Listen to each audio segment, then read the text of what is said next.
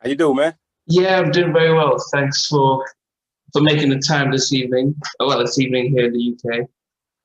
Yes, yeah. So you know, when I put out the fact that we're bringing you on, I had loads of questions.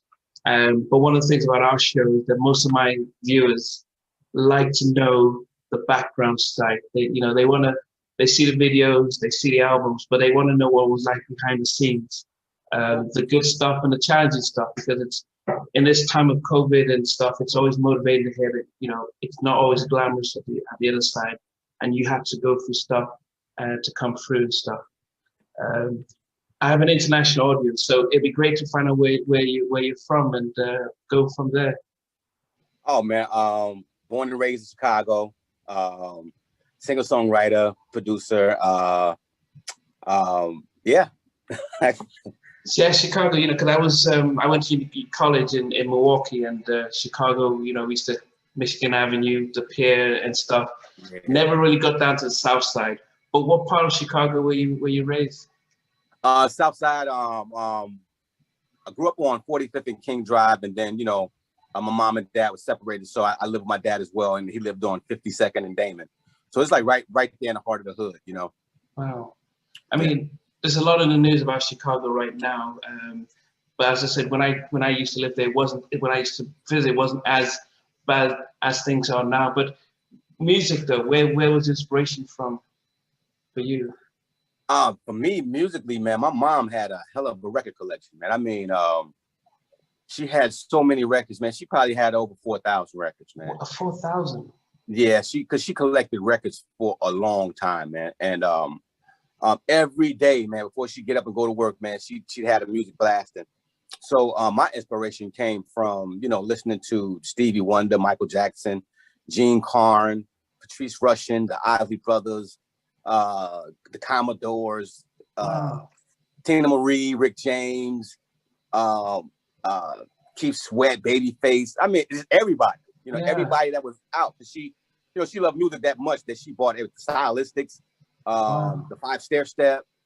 So my music diversity goes from the beginning. My grandma played a lot of jazz music too. Wow. Sarah Vaughan, Dizzy Gillespie, just so much stuff I was able to listen to growing up.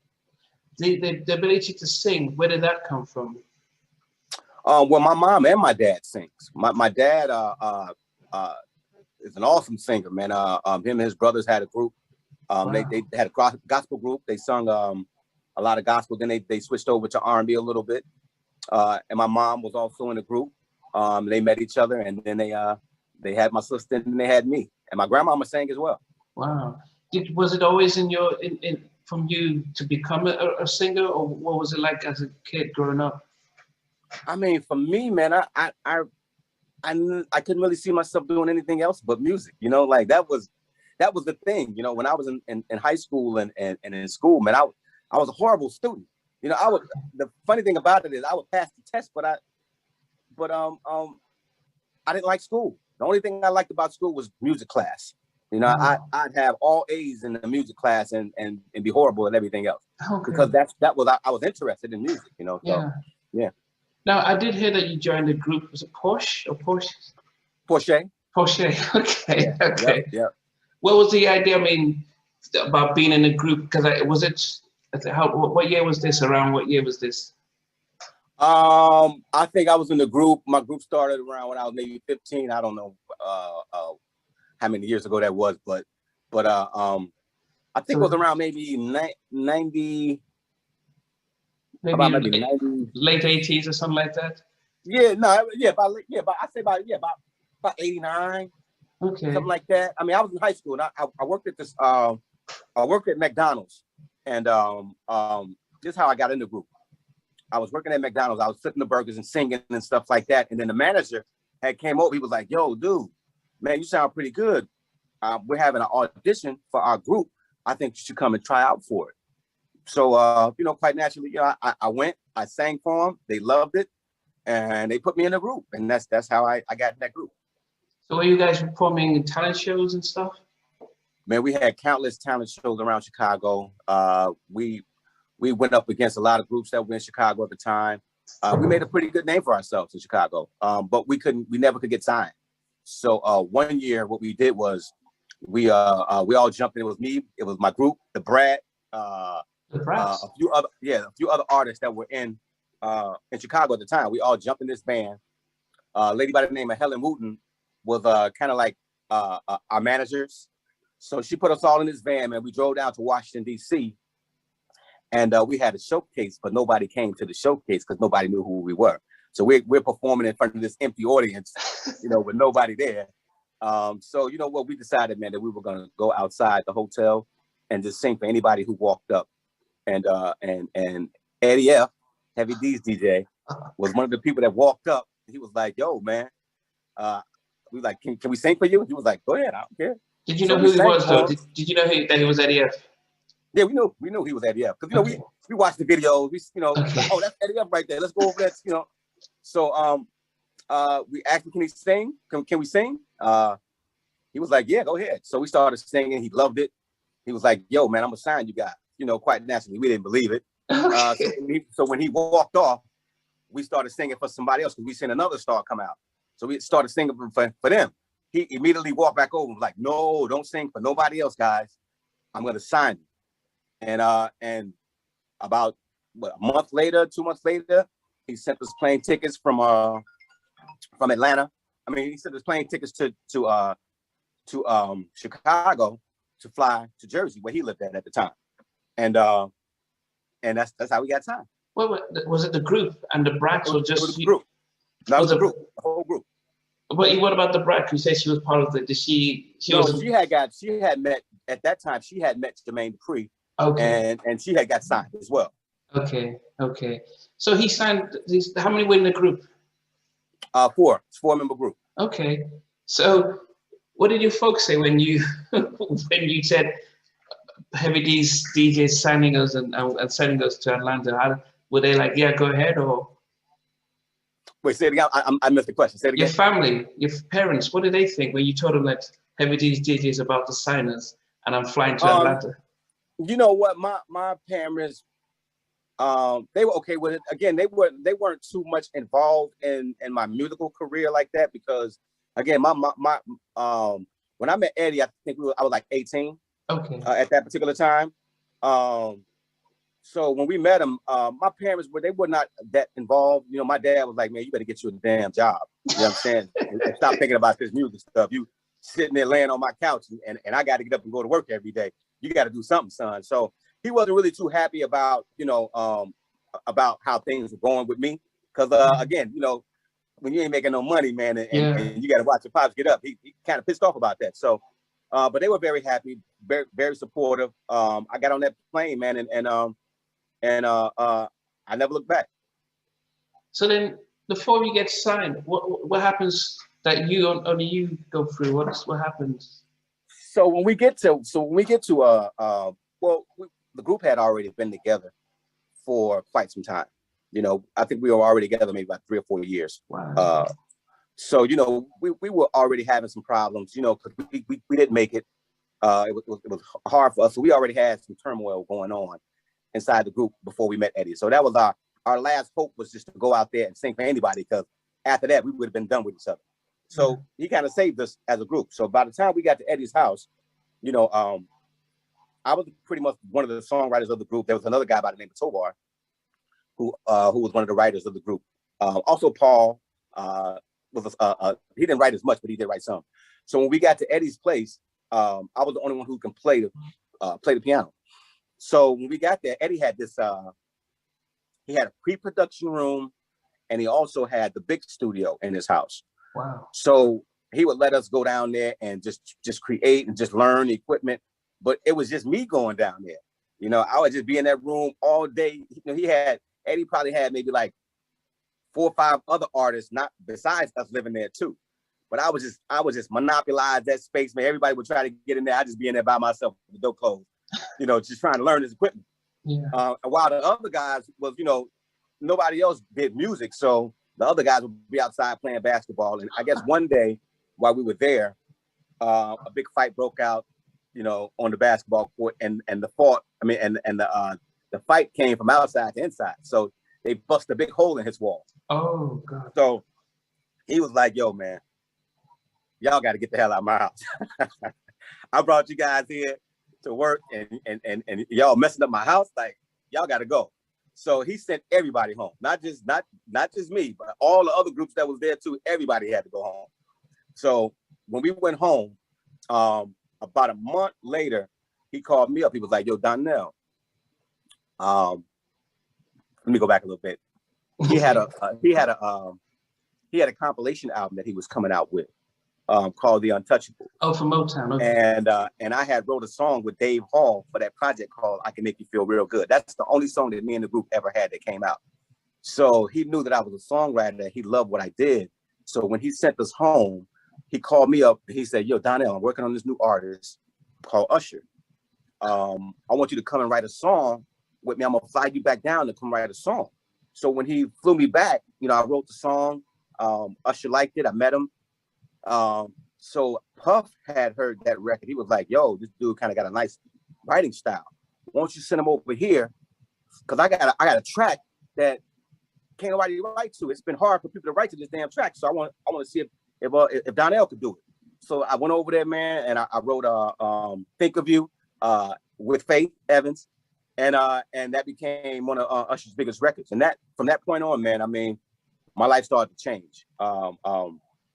Shortly after that, I had produced and wrote In the Hood, Yearning, and I think I forget the other name of the song that's on that album. But I had wrote it. Eddie F was like, yo, man, go back home and try to get the guys to record these records with you. So I went back home, tried to get them to record it. After we wrote In the Hood together. But I tried to get them to record the record. They wouldn't record it. So I just recorded it myself. And when I got back to what do you mean they wouldn't want to record it? They didn't want to do it. They didn't want to do it. You know, at that time, I think they were still upset that Eddie had brought me out there by myself, you know. But when I came back, I was like, yo, Eddie liked these joints right here.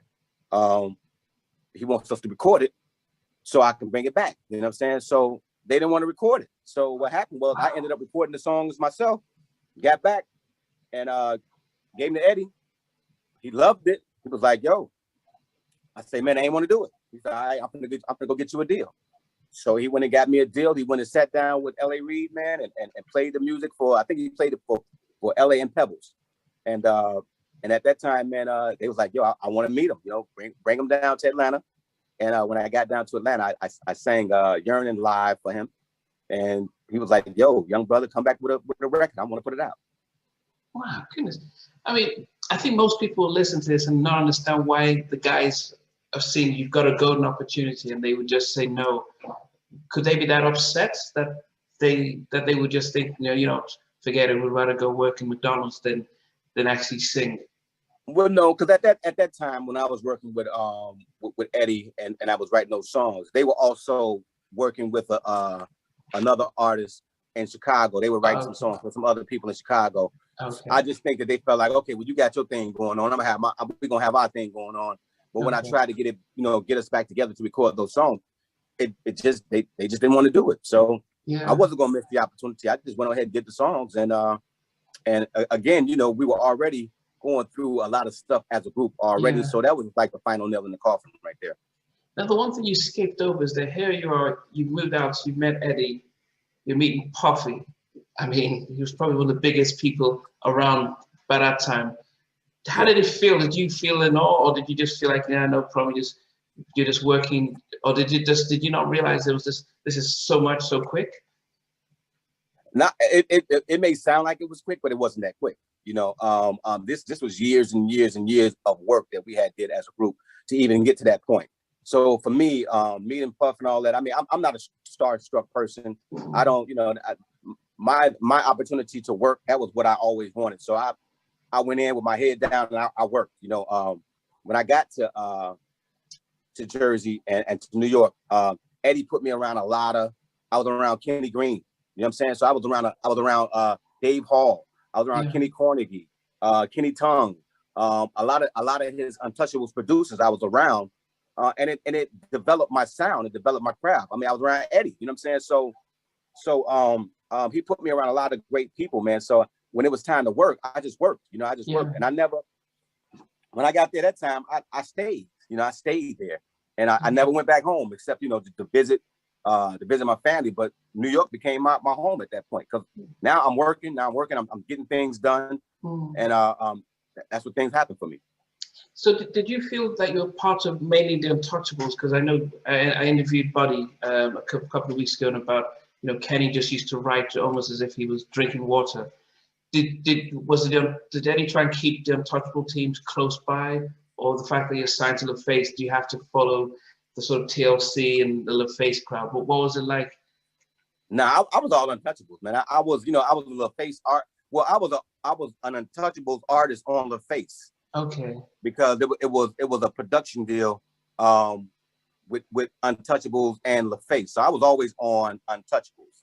Okay. And Eddie wasn't like that, man. Eddie was like, yo, man, go work, go do whatever you need to do. You know what I'm saying? Because the bigger you are, the bigger it makes our brand. So he was never that kind of person where he want to hold you. Nah, he wasn't like that. He was more like, you know, the more you go do everything. You know, go do everything, because it's gonna make you bigger as an artist. Yeah. And that's what I really appreciated about him, man. He never held me back. You know what I'm saying? He always, you know, pushing me. You know what I'm saying? Even sometimes I would be a little hesitant, he was still pushing me. You know what I'm saying? Nah, go do that. Yeah. So that's what I really respect and love about Eddie. I mean, Jimmy Jenkins from Uptown said the same thing about Eddie, you know, being a sort of a genius, and then everyone else who I've spoken to have just nothing but nice things to say about him. I think Buddy talked about how he set them up with ASCAP and all that stuff so that he wasn't trying to take their money and stuff. Man, he did the same thing for me, man. I mean, you know, he just made it really, really easy. You know, he made it really, really easy, man. You know, and I can appreciate him for that. You know, I wouldn't be where I am today if Eddie hadn't walked into my life. Yeah. And so now you're on LaFace. You know, you've got probably the best songwriter in our generation with Babyface. And then, you know, LA as an amazing producer.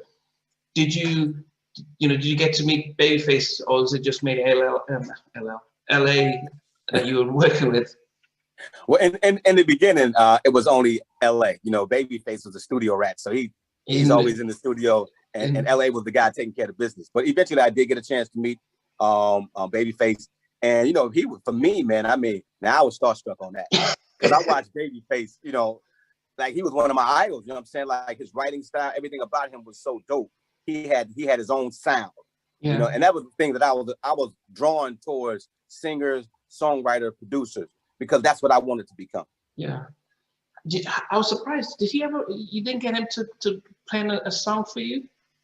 You know what, man? The funny thing about that, man, is that, you know, when we got to LaFace and I met with L.A. Reid, he loved what I did for Usher, and he loved what I had wrote for myself so much that they was like, yo, they were looking for an artist like me that was self-contained, because, you know, a lot of pressure was already on Babyface to write everybody's project. So they wanted to have another guy in the building that they didn't have to worry about. Let him go do his thing. We don't have to worry about him. Okay. And that was the greatest thing about it, because it was me, I could write and produce, and then we had Eddie, then we had the Untouchables. So we really didn't need, you know, I would have loved to have one. Don't get me wrong. I would have loved to have a Babyface record, you know what I'm saying? But they had enough confidence in the team that Eddie created that we could handle it. You know, and by that time, you know, Eddie had already did intro, he had already did the Mary project. I mean, he was already on fire. They knew he could deliver. Yeah. I think one of the questions people ask is, did you and Kenny ever write anything together? Nah, we never wrote anything together, man. But I just used to watch Kenny, man. He'd go in the bathroom, man, and write, you know what I'm saying, and come out with a hit, you know. I mean, he was pretty fast too. Yeah. And so you do your first album. I mean, that In the Hood, the original for me was the best. I wasn't too keen on the remix for some strange reason, because the original, it's almost like it was so perfect, the first one. But what was it like then doing a video shoot and then doing all the promotional stuff? Because being an artist in a studio is one thing, but now you have to go promote yourself. What was it like for you? I mean, you're doing it now, but back in those early days, what was it like for you?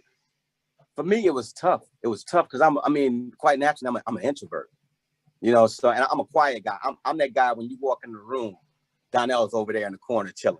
You know what I'm saying? You know, I'd rather be in the studio. So it was tough for me in the beginning.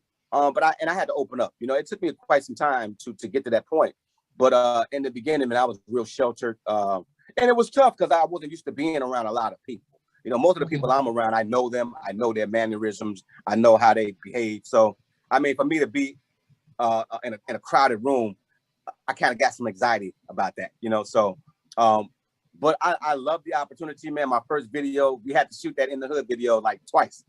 You know, the first video, you know, it was my first video. I didn't have it wasn't no facial expressions, wasn't no, you know, it was just, damn, man, we need more out of him. Like, you know what I'm saying? So we ended up shooting that video twice, man. I think T-Boz directed the second video.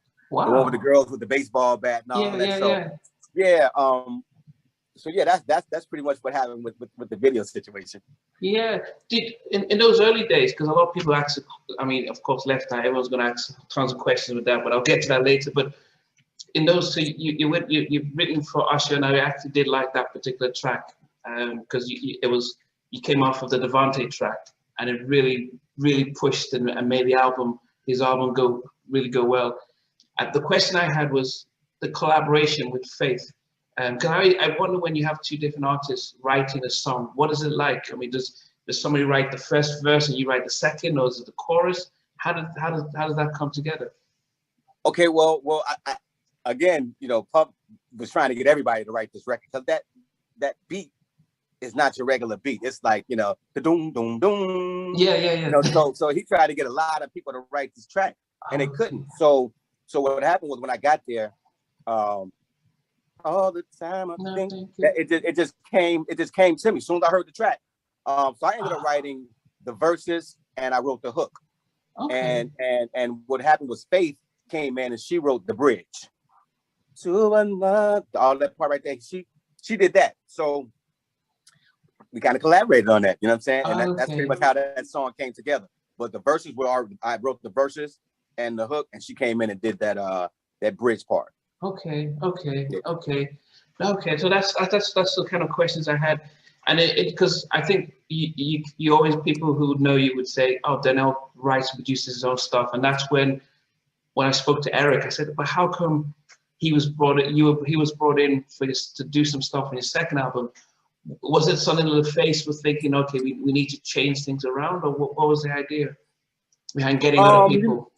You talking about on the second album? Yes, on the second album. On the second album, I think that what happened was they just wanted to, you know, do some different things. You know what I'm saying? Which, you know, in the beginning, I didn't like it, you know, because I already felt like we could handle it, and we could. You know, the first album to me was a classic. I think it's one of the dopest first albums from a male artist. You know, that's just my opinion. Yeah. But again, you know, we only sold maybe 300,000 records, and that may be pushing it. But they gave me another shot. So what happened was, when we went back in the studio to do the second album, I had already had Think About It. I had I Want to Love You.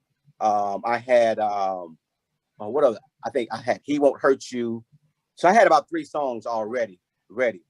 But they didn't know about these songs. They thought we were in New York, you know, BSing around. You know, they didn't think we had a whole album, you know what I'm saying? And we had I had maybe about 4 or 5 songs at that time. So that's when Candy Tukes brought in. She said, you know, I think you should work with Eric.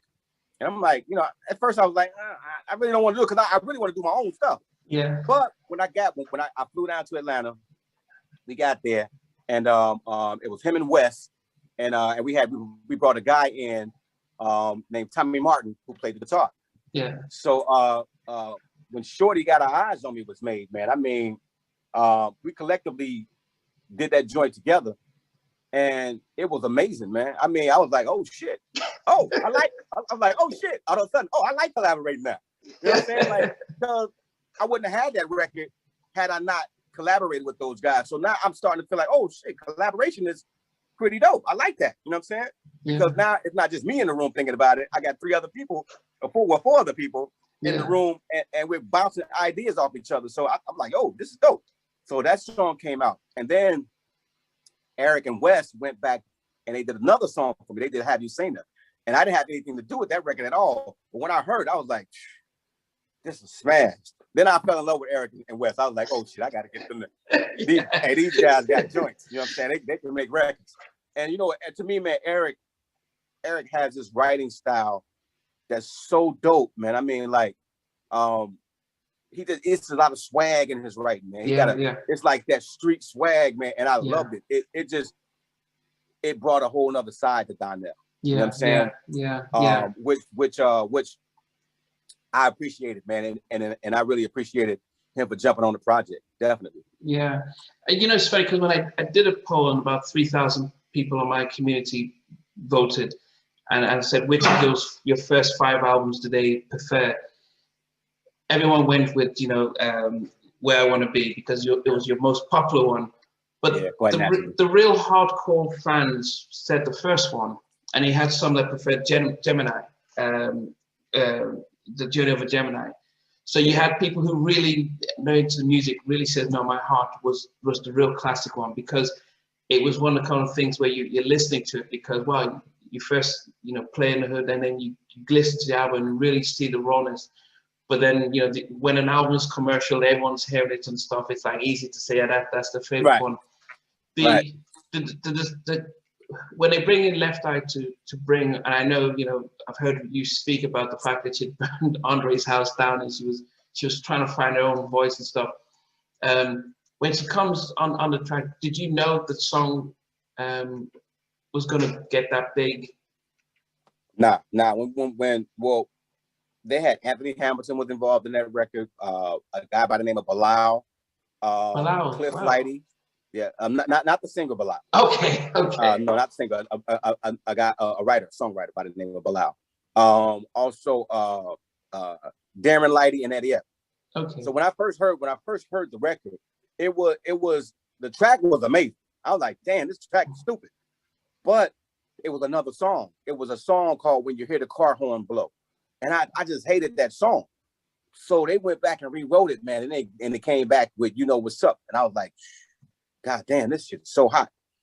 But I didn't have anything to do with Left Eye getting on that record. Eddie played the record for LA, and I think him and LA discussed something, and they was like, yo, we should put Lisa on the record. You know, so when Lisa got on the record, man, it just took the record to a whole nother place. Yeah. Now, can I say I knew that it was going to be a big hit? I can't say that because we don't know. You know what I'm saying? We don't know. We know that it feels good to us, and we groove it in the studio. But you know, you don't know until you really put it out. But man, when she got on that record and I heard it, I was like, damn. And again, they were at the height of their career.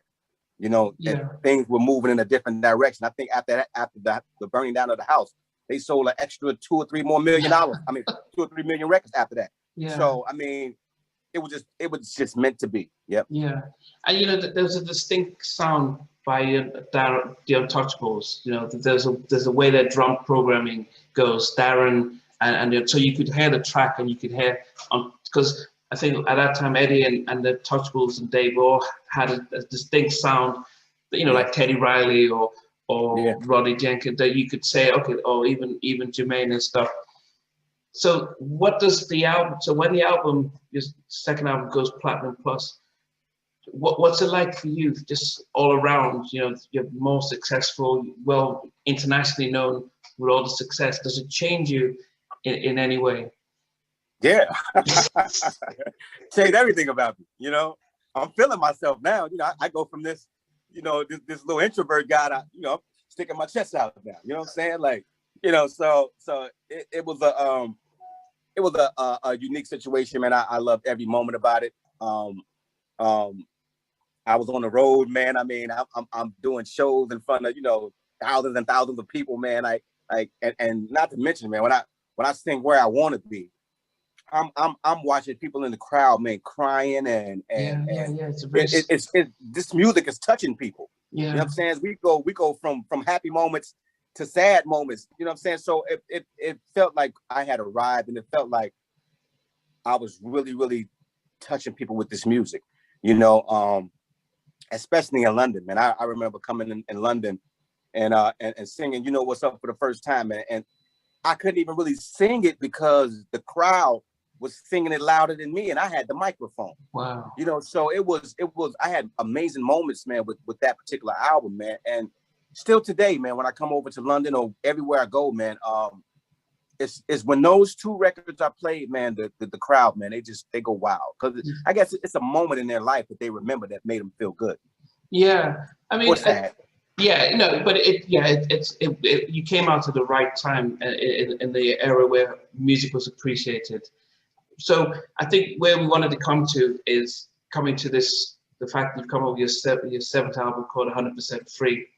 Yeah. Now, I follow you on Instagram, and I noticed that over the summer there was, you know, there was I don't know if there was some, one of the things that we've noticed just in general that I didn't realize how much the record labels had a lot of ownership over people's work. So Prince has been talking about this for many years, even Michael Jackson in the early 2000s. And it's only recently that my audience and I are realizing that, wow, it's like going to Walgreens, buying ingredients to make a cake. And then by the time you make it, Walgreens says, well, you know, we actually own the cake. So we could give you a slice of it, but we're taking the rest home. Right. And so I just wonder how much of the business side of the industry did you not really grapple with when you first started, that after a while you realize, wow, it's not as fun as I actually thought it would be? Well, you know what, to be honest with you, man, I didn't, in the beginning, I didn't care. You know what I'm saying? Because I'm a musician, man. I care about the music. I'm not thinking about the business part of it. You know what I'm saying? Like, that's what we hire people to do. You know, I'm a creative person. You know what I'm saying? So I didn't care. And when I got my, I was 19 when I got my, maybe 19 or 20, something like that. When I got my publishing deal, I didn't have no money. You know what I'm saying? And then somebody gives me $80,000. I'm like, oh shit, what the hell, man? I mean, you know, I know I wasn't rich, but I go from 0 to 80 grand. I'm able to do some stuff for my family. I mean, not much, but I'm able to do something. So I didn't think about those things, you know. Those things didn't come later on, until later on after the way I want to be. Now I'm starting to think about, okay, because I at the end of the day, man, I got some great checks. I don't know about the other artists, you know what I'm saying, but I they took care of me. Yeah, maybe because, you know, again, there's a difference. The difference is that if you're an artist and you're out here singing other people's songs, you're gonna have a hard time. Yeah. That wasn't me. You know, I was out here singing my own songs. I had ownership of my publishing. You know what I'm saying? Like I did a publishing deal, but they only had owned 25% of my publishing. Wow. You know what I'm saying? So while I wasn't getting money from LaFace, I was still getting money from ASCAP. I was getting money from my publishers. So I wasn't in a bad position. You know what I'm saying? I can't really say I ever made a dime from LaFace because we were always unrecouped. But I had money coming from other places. I had show money.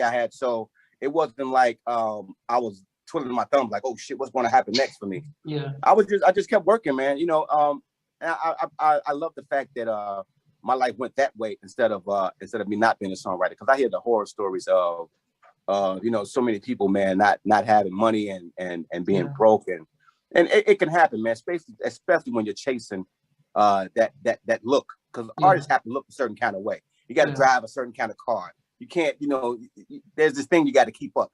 Yeah. Well, no, but you started off by talking about how Eddie was different, because most people in his position would have meant that you wouldn't have had your publishing stuff. And so that's a lot of credit goes to him for setting you guys up. Man. I mean, you know, he had a staff, man. They made it really, really easy, man. They set up everything, man. Again, I was a producer on Untouchables as well. So, I mean, he was getting me work. You know, the 702 record came from him. Eddie, I had a group at the time, these young girls, and I had wrote the song for them. So Eddie came and heard the record. He was like, yo, I'm working on this group named 702. You should give them this record. I'm like, nah, this is for my group. He's like, Donell, I'm telling you, you should give them this record. So I said, you know what? All right, here you go. Just take it, and he played it for him, man. Next thing you know, they wanted to record it. You know, so I was always in a position to get money working with Eddie. You know what I'm saying? Like I was, because he made sure that, you know, everybody on his team ate.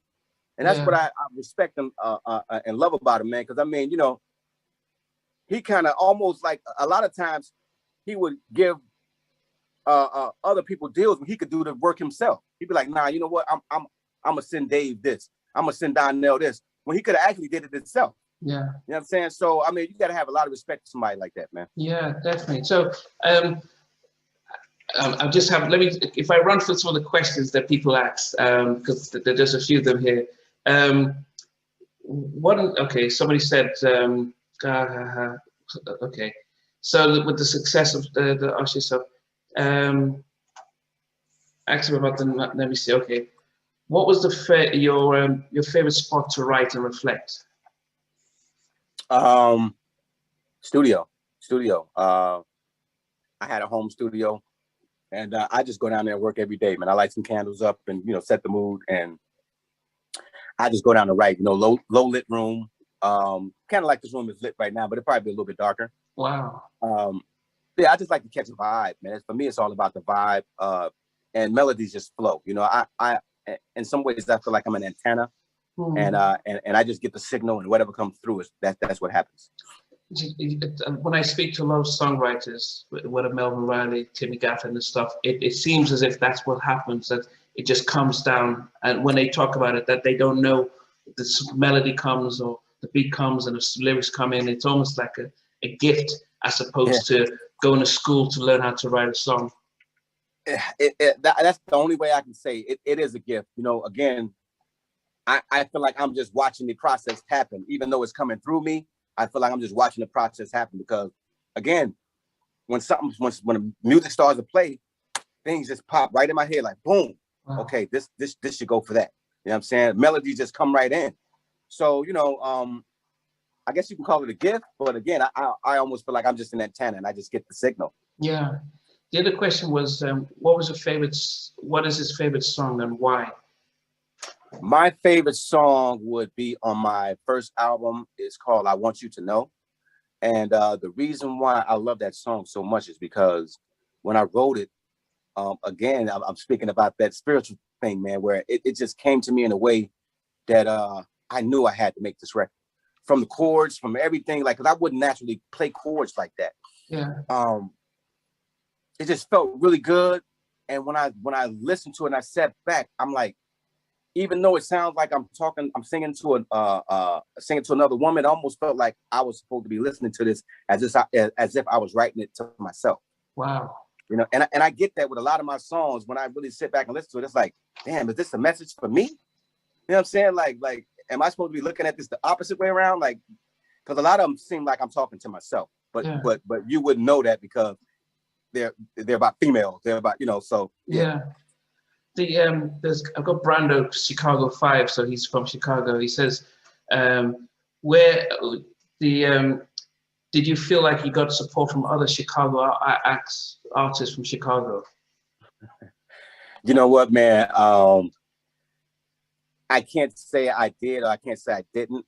I never reached out to anybody, you know. I believe that if I had a more outgoing personality at that particular time of my life, then I believe that, you know, everybody would embrace me. I never got any negative anything from anybody in Chicago or from any artist. But, you know, again, I was an introvert. You know, I was one of those people that was kind of scared to jump out. Now, if I'm drinking, that's a different story. Yeah, now, I'm the most outgoing person there, but I had to have alcohol to do it. You know, so yeah. Yeah. So the other question and I'm just running through some of the questions because I did. Did you do any collaboration with Nas? That's what somebody. Nah, I never did a collaboration with Nas, man. Would love to, you know what I'm saying? Because he's definitely one of my favorite MCs, man. But you're going to release a joint album. That's what somebody said. Donell and Nas were going to. They said Donell and Nas were supposed to release a joint album. Was that ever? That's the first I'm ever hearing of that. Okay. I just really met Nas, man, a few years ago. You know what I'm saying? Okay. You know, but Eddie used to always tell me, man. I think when I wrote the song "Life Goes On," Nas had reached out to Eddie like, "Yo, I love that record." You know what I'm saying? Like, dude, man, really put his foot in that record. But I never got a chance to meet him, man. Okay. And he had a concert in Detroit, maybe about 4 years ago, man. And I went and I got a chance to meet him, man. So Okay. that was pretty cool. Yeah, well, you had a fan from Japan, Where I Want to Be or Life Goes On, but my favorite songs was Believe in Me. And it says, tell them somebody in Japan really loves you so much. I mean, that's the thing about, it's sometimes hard to realize how much you reach out to people in Japan, Africa and stuff, because, you know, when you're very US based and stuff. And I think a lot of people were really complimenting about your style. Now, I know back in the day, Chicago, back in the 50s and 60s, Chicago was known for style, but for you personally, where did that sense of stress style come from? I mean, well, my grandfather used to always rock fedoras. I'm talking about, man, he had so many fedoras, it's crazy. But that wasn't really the reason why I started wearing fedoras. You know, the reason I started wearing fedoras is because at like 18, my hair I started balling at 18. You know what I'm saying? So, and I was self-conscious. That's another reason why I was pretty much an introvert too, because I was self-conscious about, you know, my hairline. You know what I'm saying? And back then they didn't have what they got now, where guys can go and do all these things to fix it up and all of that. So I was so what we did was, I remember when I was with the group, Eddie noticed that. So what he did was he made everybody else in the group cut their hair off. Wow. You know what I'm saying? So we were all looking like the R&B Onyx at that particular time. You know what I'm saying? But that's what he did. So my style and everything that it definitely comes from Chicago, man. The rocking of the hats, you know, tilted to the side, just like, you know, because Chicago was known for pimping. So you know, my whole swag was just, you know, real cool, real cool, calm and collective, man, but just with an edge. Yeah. But it's strange because everyone cuts their hair now. I mean, but Jordan was doing it, but I think back in those, when you're young, it probably made a massive difference. And it wasn't so many R&B acts that had low cut hairs back then.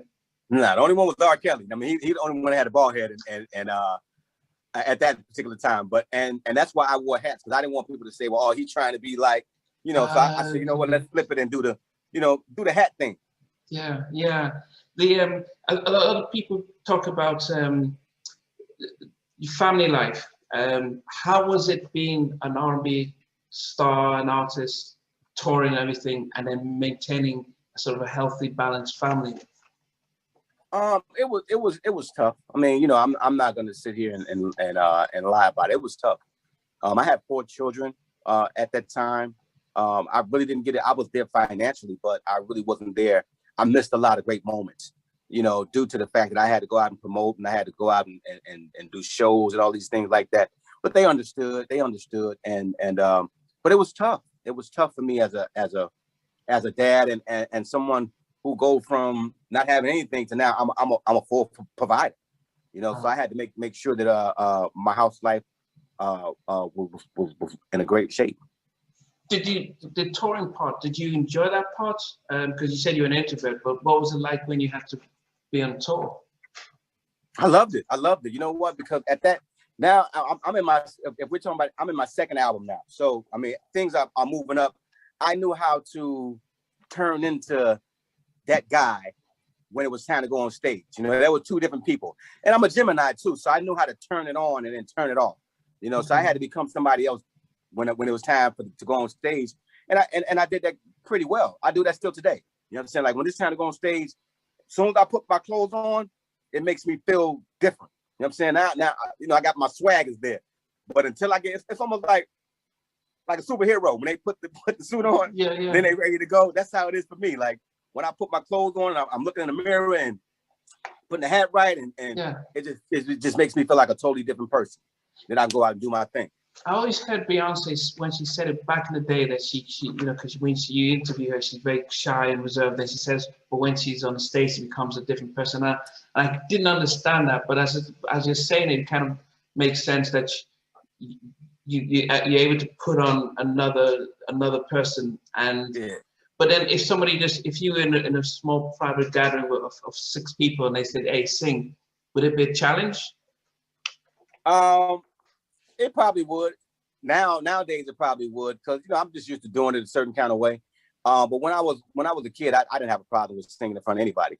I don't know where these things developed at. But maybe I picked up some things along the way. But when I was a kid, man, I used to love when girls asked me to sing in the lunchroom. You know what I'm saying? Because I love the attention that I was getting. But again, those are people I knew. I think when I got into the music business, I was a little intimidated by other celebrities. Yeah. So I think that was my thing that made me more of an introvert. Yeah.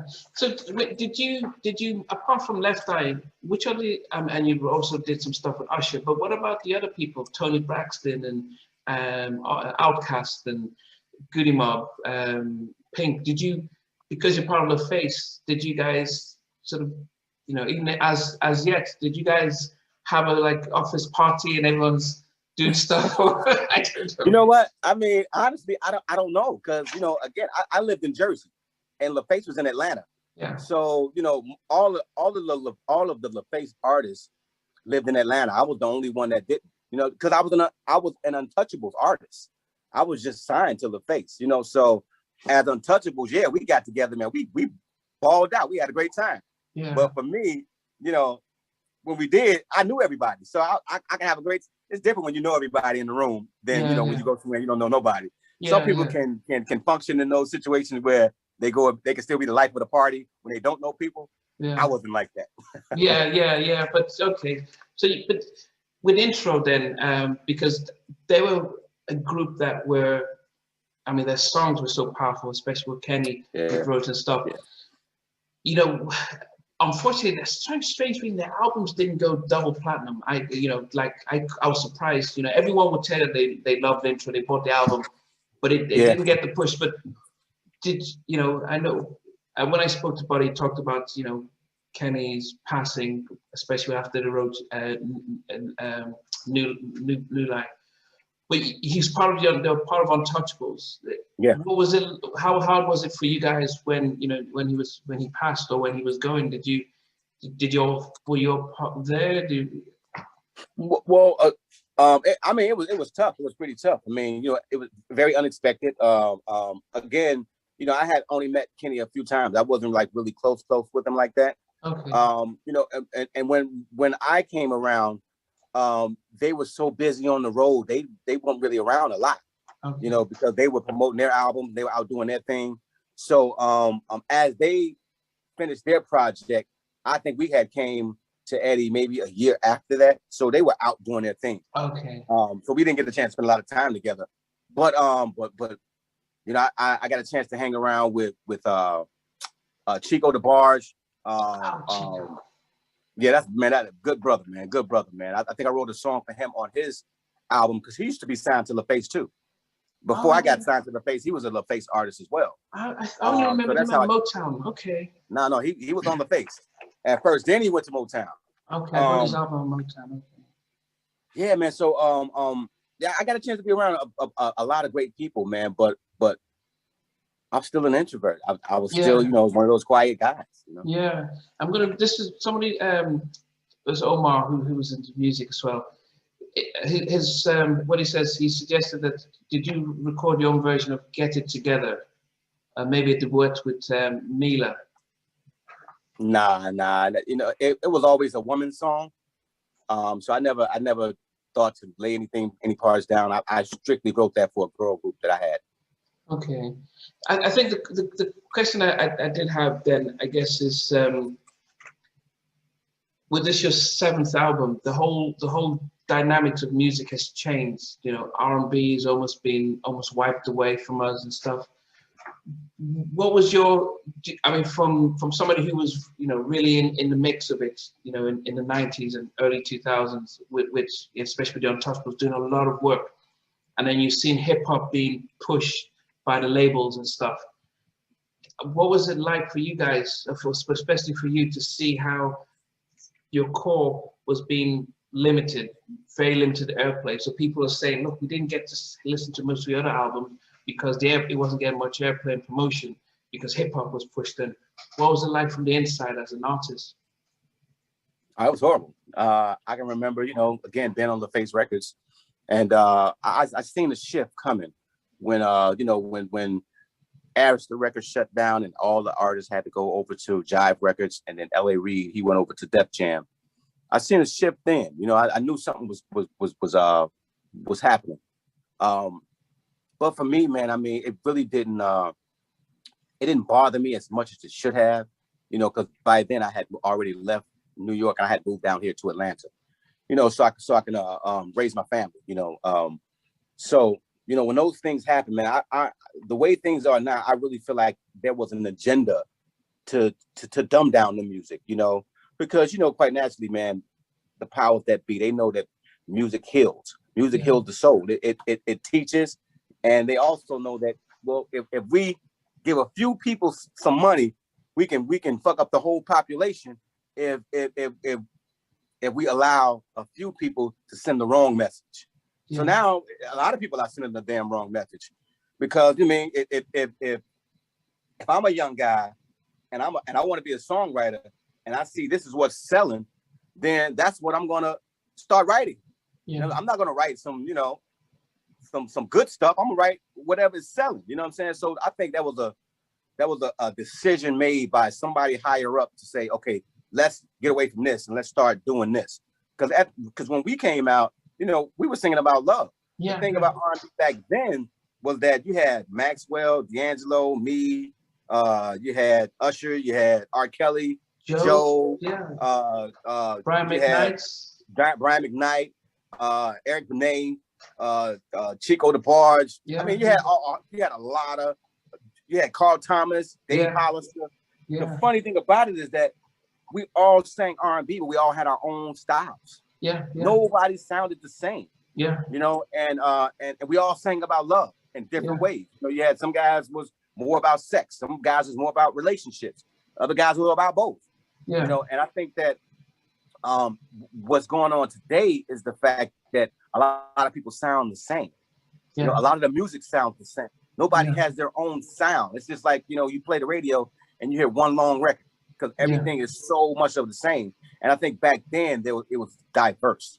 You know, you had a lot of different sounds, and I think that equated to the type of love that we had back then. Now it's a little different, you know, and I think that's where we're going. We're getting back to that. But then did you ever get a chance to talk to someone like LA and say, you know, he was up there to say what was his thoughts about how things have shifted? Because you're saying about an agenda. As fans, we could see it, but we don't understand how things are controlled. We just realize that people want to go back to the old stuff and are listening to the old stuff. Like the verses, the Teddy and Babyface one was really the big one. But then the Pastor Mike was very big because it was like, these are the songs we remembered. You know, and I think when you came out with Karma and I played it, a lot of people says, oh, classic Donell, and because it sounded like what you used to come up with, and you're doing it today, it almost feels like, well, if he can do it, why can't anyone else do it? Did you? To be honest, you know what? To be honest with you, man, when I did Karma, and I'm gonna be honest, man, people may say that sounds like my old. It's not really my old style. What I did was that was, to me, Karma is an older sound. My sound was even more young. Like, I wouldn't equate and say Karma sounds like a He Won't Hurt You, or, I mean, it's two different styles. That style, that Karma style of music, that came back from like the 80s. You know what I'm saying? The 70s, when the Stylistics was doing it. The reason I did that record is because on this particular album, what I decided to do was I wanted to talk about love. I wanted to promote love. So on this particular 100% free album, I said, I'm going to do every genre of music that I can to push love. It's not going to be your typical R&B album that people expect from me, because if I'm trying to push love, I want to do it in every genre. So I did a house track that goes to that area. I did a reggae track mixed with a little African that goes to that area. Then I had to do what people expected me. So I did 3 R&B tracks. I did Serious. I did Karma, and also did I forget the name of it, but yeah, I did those records, and then I did a hip hop record, which is Fresh. But my intentions for doing this particular album was to reach as many people as I can with the message of love. Yeah. If somebody is expecting the regular Donell Jones album, R&B all the way through, that's probably never going to happen again, because I never want to be put in a box. My thing is, I want to grow as a songwriter, and if people don't accept that, then that is what it is. But we as creators don't want to do the same thing we did before, because I feel like if you want to listen to that style of music, then you already got those albums. Just go back and listen to those records. Yeah, I'm always going to be the kind of guy that makes new R&B records, but you'll probably never get a record where it's just going to be R&B from front to end. Because for me that's boring. That's for me, that's playing it safe, and I don't want to play it safe. I want to create things that go far in different places, reach different places. Because for me, it's about love. It's about the messages of love. So I'm trying to reach as many people as I can, and I'm only going to reach a certain amount of people doing R&B. So that's my core. But at the end of the day, I want to spread it out and do other things. Yeah, no, and it's definitely something it's very adventurous, and I wonder, the idea of having it 100% free is something that people are like, oh, what's the catch? But because it's very rare for anyone to give anything away for free, and especially something as precious as creative music. From your point of view, what was the inspiration for doing something like this? Because you know what, when the pandemic hit, I just seen the world, man, just go crazy, man. I mean, a lot of people lost their jobs, and I had got a strong thought that you should do a free album. You know, again, I feel like I'm picking up the signal. So I got a strong thought, you should do a free album and you should name it 100% free. And then the thought came, and the thought came to do different styles and just try to push this message of love. I did it for free because, you know, again, nobody has done it, and I don't want anything back from it. It's okay. You know, what I'm doing now is I put it up for sale on iTunes. People can download it for free from my website, but I have a donate button because I'm also donating 25% of the proceeds to missingkids.org. And that's because, at the beginning of the pandemic, I had learned that 800,000 kids go missing every year. That's crazy. Yeah. So, I mean, why not lend my hand?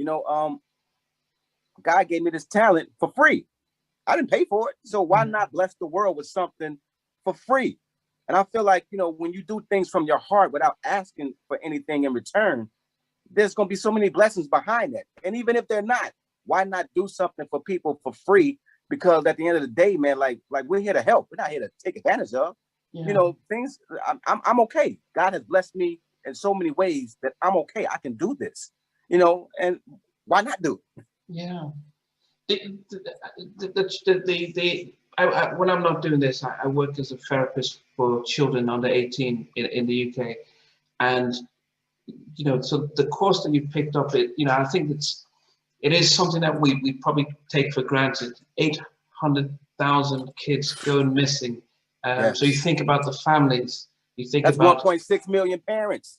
Yeah, that's missing their kids. Yeah, that's the siblings. But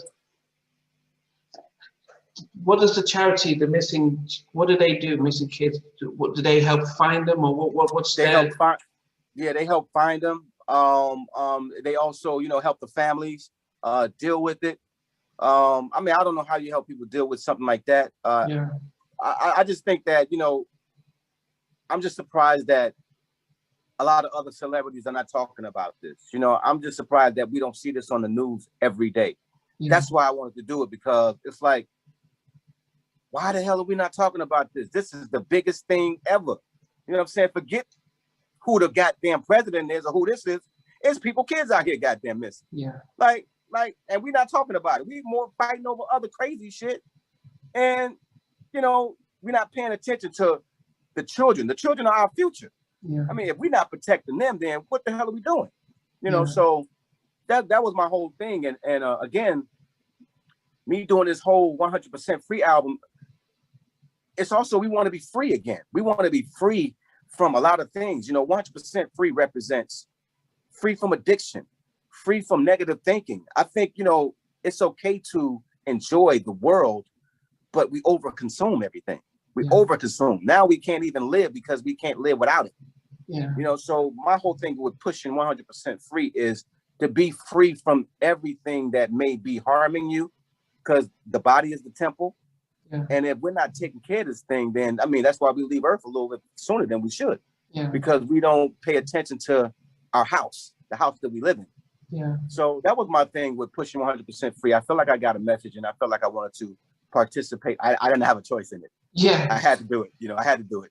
Yeah. You know, somebody did ask about where you go when you're writing songs, but then there's a point that I knew that you had to take a time off to meditate. Well, you know, what was the reasoning behind that, and where exactly did you get to go?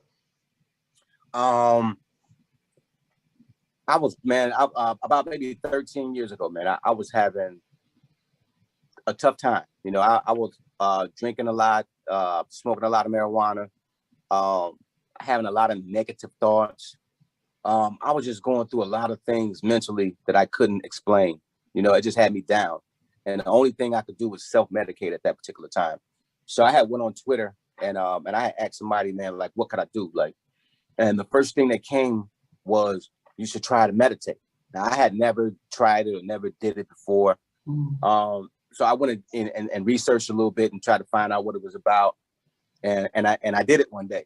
And the day that I did it, I had the most excruciating headache ever in my life. It was like my body was fighting me.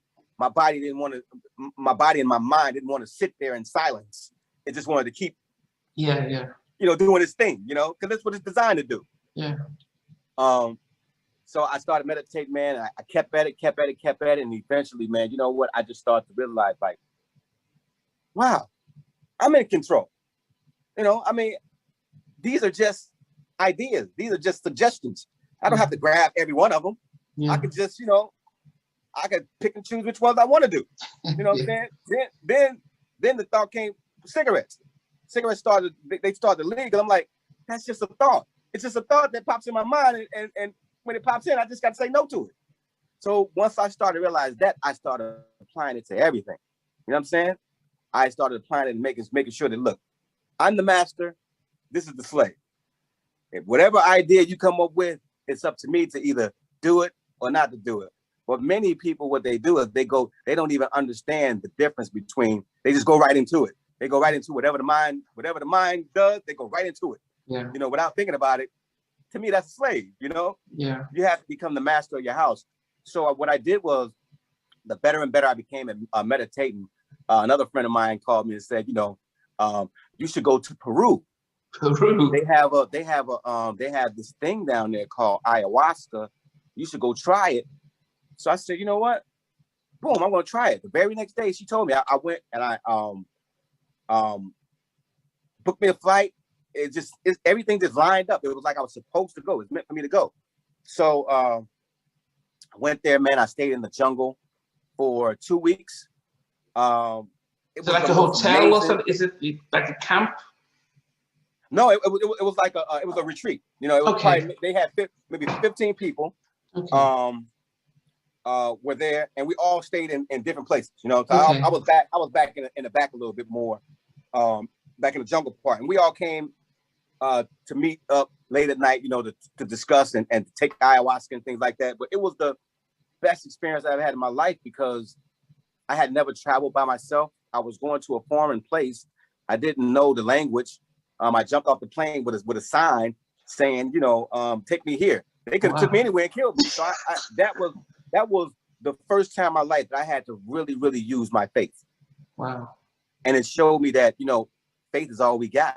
You know, we can sit here and try to play like, you know, we in control of these things. But, you know, at the end of the day, man, faith is what took me there and what brought me back home. And I use that I don't worry about anything anymore, man. I just let life happen because it's going to happen anyway. Did your family and friends notice a difference after you returned? Yeah, man. Yeah. I mean, again, man, I was an asshole for a couple of years, you know what I'm saying? Because of my alcoholism, because of, you know, so when I started to meditate, people started to see a change in me already because I started, you know, a lot about me was becoming different. Now, a lot of people didn't like the change either because, because while I was drinking and doing all those things, I was also giving a lot of money away and funding a lot of things that I shouldn't have been funding. So as I'm getting better, the people that were taking advantage of me, they didn't want to see a change. Wow. But the people that loved me was very happy and in my corner and was like, yo, man, just keep doing what you're doing. Wow. And I'm happy I am where I am right now, and the stage of my life that I am right now. Because I know that, in order to become a better person, man, we got to fix self first. Yeah, as I said, I'm a therapist, CBT, so you get these negative automatic thoughts that come in. It's like going into a bank and a thought comes, can you rob this? And somebody who has anxiety would think, oh, I'm going to rob the place, and they won't go into a bank again. Right. And you have to realize that the thoughts are going to come, but you can control the thoughts. Yeah. Yep. And you know what? And another thing that people don't realize is that it's what you pay attention to. You have to pay, stop paying attention to those type of thoughts. Because you know what? I'll tell you this. They kind of own me because I got another interview. Okay. Go ahead. As you finish it up, this time. Yeah. I forgot what I was saying though. No, this was about the thoughts, about owning and taking control. Yeah. So I think that, a lot of people don't understand that again, it's what you pay attention to, and you just gotta, I just can't wait for people to start waking up and understanding, man, that who they are inside and what's available to them, if they just change their life. I think a lot of us are just, we're sleepwalking, and we need to understand where the power lies. Yeah. So I guess finally the album is going to come out. Are we going to expect? Now I did see on your Instagram you were with RL and was it Carl Thomas and Carl Jacquees. Thomas? Yeah. So are we expecting a video from Karma anytime soon? Oh yeah. The video should be. We're just wrapping it up right now. Expect a remix as well. Okay. I don't want to give too much of that away, but it's gonna be a really dope remix. And yeah, man, I'm excited, man. The album came out on Valentine's Day. The day that we, said love was Love Day. Yeah. Every day is Love Day, but it released on Valentine's Day. Again, I'm giving 25% of the proceeds to missingkids.org. Or, again, you can go and you can download the album from my website for free. You can buy it on iTunes. You can stream it on all the platforms. It's there for you to do so. And again, I love the fans, man. I appreciate them for rocking with me. But I would love your support so I can, help those kids, man. And again, if you can't, there's no pressure at all. Enjoy the music. Will we ever see you back on the road again? Is when things calm down, the COVID and stuff? I can't wait, man. I really can't wait to get back on stage. It's been a year. I can't remember a time in my life that I said I haven't been on stage in a year. This has been a year, man, and I hate it. I hate it. But again, we have to follow rules, and I can't wait for it to be over. Yeah, are you still part of Untouchables? Yeah, Eddie's my man, man. Eddie's my man. We'll always be. Got a lot of love and respect for him. I can't wait for this next project, which will be called Elevate. That's when we bring everything back together. I would have had him on this particular album, but again, I was doing it for free. So I didn't want to reach out to none of my friends and ask them to work for free. But this next album, Elevate, is what you would expect from Donell, but on steroids. Okay. One question I always ask all my guests is that if you were stuck in an elevator and they said, look, it'll take about 2 or 3 hours, what movie would you want to watch before we get you out? What would you pick? Movie? Yeah. I'm picking Shawshank Redemption. Okay. Yeah, I love that movie, man. Yeah. One of the top 10 movies ever. And then they're about to put the movie on, but they said, look, we can play a song for you before we put the movie on. What song would you request? Oh man. I think I'm requesting Michael Jackson, Lady of My Life. That's my all-time. That's mine. That's my all-time joint right there. Out of all records, is that one. Rod Temperton, genius songwriter, but the way Michael delivers the song, amazing. I only listen to the song probably once every other 2 or 3 months because I don't want it. It's like fine wine; you just can't rinse it out and stuff. Back in the 90s, everyone had a Stevie remix and recover. But not many people did the Michael stuff, and I wonder, would you ever consider doing doing Lady in Your Life, Lady in My Life? You know what? I didn't do Lady in My Life, but what I did was I did take the track and wrote my own song on it. And it's called Loving You. Okay. If you get a chance, go look it up on YouTube. It's called Loving You. I love that record. You know what I'm saying? Like if I had to choose between, I'll always choose Lady in My Life.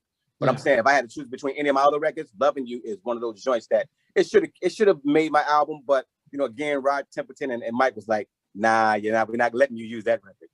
But it's a dope record. Every night when I close my eyes and I pray to the Lord that I wake up next to you.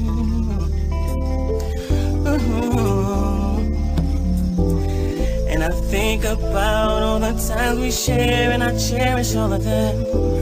Tell me it ain't going nowhere, 'cause girl, you got me wanting you, needing to be pleasing you, touching you, holding you. There's nothing that I'd rather do. Loving you, wanting you, needing to be pleasing you, touching you, holding you. There's nothing that I'd rather do. She knows I like it nice and wet. We're loving her body through the night. We lay beside the fireplace, got the bubbles flowing with the moonlight. No woman can replace her love when taking me on a sexual high. This can get emotional and I can't even lie, 'cause girl, you got me strung out and I'm loving you, baby. Needing to be pleasing you, touching you, yeah.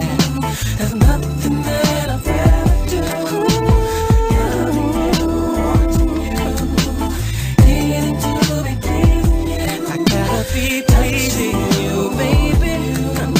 There's nothing that I'd rather do. She does a striptease for me, so sexy that it just blows my mind. And as I close it, the floor, she bends over and takes a sip of wine. I'm about ready to beat it up, but she wants to give me a slow grind. I let her do just what she wants, 'cause at the end of the night I'm always satisfied. You got me, fading to be pleasing you. I gotta be touching you, holding you. There's nothing that I'd rather do. Loving you, wanting you, needing to be pleasing you. I gotta be touching you and holding you, baby. There's nothing that I'd rather do. Said I love this girl, she really takes care of me. She meets any sexual desire that I need. She's the kind of girl that every man would want. That's why I love her, I'm gonna take care of her. She's my freak, my peace, and she's always there for me. Fading to be pleasing you, and touching you and holding you. There's nothing that I'd rather do. Wanting you, needing to be pleasing you. Said I'm touching and loving you. There's nothing. Break it down for me one time. See what I'm talking about, lady? She gives me good loving all through the night. Yeah. And I know it might sound a little crazy, but she keeps me satisfied. And it feels so good that you got me loving you. Yeah. Said I'm touching you and holding you. There's nothing that I'd rather do. She gives me good loving through the night. Listening, hugging, feels so right. What song would you request? Oh man. I think I'm requesting Michael Jackson, Lady of My Life. You know, that's my all-time That's mine. That's my all-time joint right there. Out of all records, is that one. I mean, Rod Temperton, genius songwriter, but the way Michael delivers the song, Amazing. you know, I only listen to the song probably once every other 2 or 3 months because I don't want it. It's like fine wine; you just can't rinse it out and stuff. Back in the 90s, everyone had a Stevie remix and recover, you know, but not many people did the Michael stuff. And I wonder, would you ever consider doing Lady in My Life? You know what? I didn't do Lady in My Life, but what I did was I did take the track and wrote my own song on it, and it's called Loving You. Okay. If you get a chance, go look it up on YouTube. It's called Loving You. I love that record. You know what I'm saying? Like if I had to choose between, I'll always choose Lady in My Life.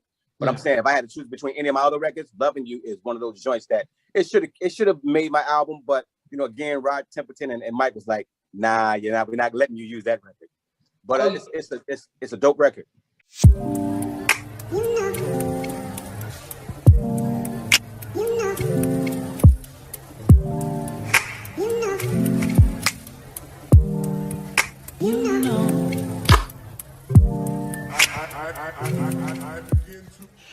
Okay, no, definitely check it out. Now, I appreciate the fact that you took time. I know you've got another one and probably in less than an hour and stuff. I appreciate taking the time to answer the questions and stuff. It's been fascinating hearing your journey and stuff, and you know, being able to answer the questions that the people have. But I'm going to really make sure people are aware about the missing kids situation, because I think it's important that we understand that, you know, a lot of us lost family members to COVID, and if you know, my dad passed away in December, and so I know now how important it is to obey those kind of rules. But if I had a son or child who was missing, it's the worst thing, because you don't know where they are. At least my dad, I know where he's at. But if they're missing, you're constantly thinking, are they coming around and stuff? So it's really important that we really look into that, and I'll be sure to do parts of this to make sure that people are aware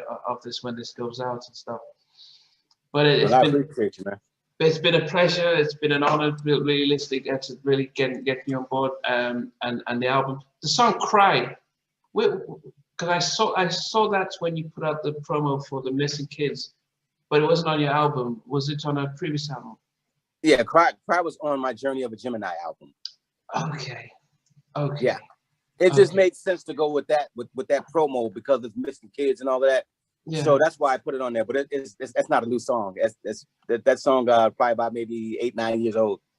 And that's the problem, because they didn't, you know, it wasn't going to promote it. That a lot of us, unless we really, you know, and that's the problem that we have with how radio and how the music industry has really shifted. But I appreciate the fact that you and your team are looking to see what can we do to take the streets back.